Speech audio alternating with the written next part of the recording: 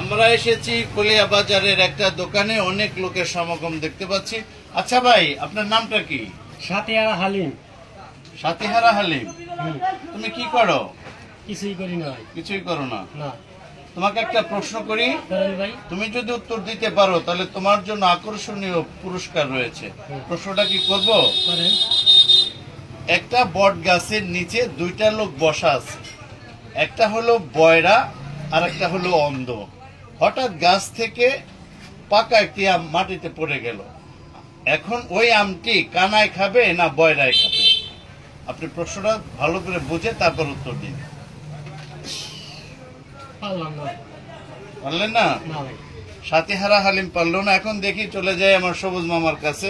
আচ্ছা সবুজ, তুমি কি পারবা যে যে গাছ থেকে যে আমটি পড়লো সেখানে কানায় খাবে না অন্ধতে খাবে না বয়রায় খাবে আমটি? কানায় খাবে। তুমি কি শিওর? তুমি কি শিওর?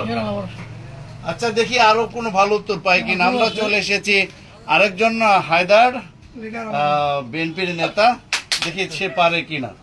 আচ্ছা, আমি যে প্রশ্নটা করছি বুঝতে পেরেছেন? অর্থাৎ একটা বট গাছের নিচে দুইটা লোক বসা আছে, একটা হলো অন্ধ আর একটা হচ্ছে বয়রা। হঠাৎ গাছ থেকে সুন্দর একটি আম, পাকা আম মাটিতে পড়লো। আমার প্রশ্ন হলো, আমটি কি বয়রায় খাবে না অন্ধতে খাবে?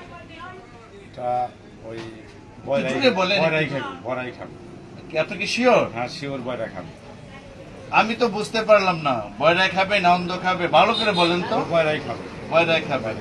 হ্যালো গাইস, আমি আমার দৃষ্টিতে কারো উত্তর সঠিক হয়নি। তা আপনারা যদি কেউ জেনে থাকেন বা এই জিনিসটা বুঝতে পেরে থাকেন তাহলে অবশ্যই আমার কমেন্ট বক্সে দিয়ে দেবেন, এবং যদি উত্তরটা সঠিক হয় আপনার বিকাশ নাম্বারটাও দিয়ে দিবেন। আপনার জন্য টাকাটা বরাদ্দ আছে, আপনাদের কাছে দিয়ে দেবো। তো আপনারা সবাই ভালো থাকুন, সুন্দর থাকুন। ধন্যবাদ সবাইকে।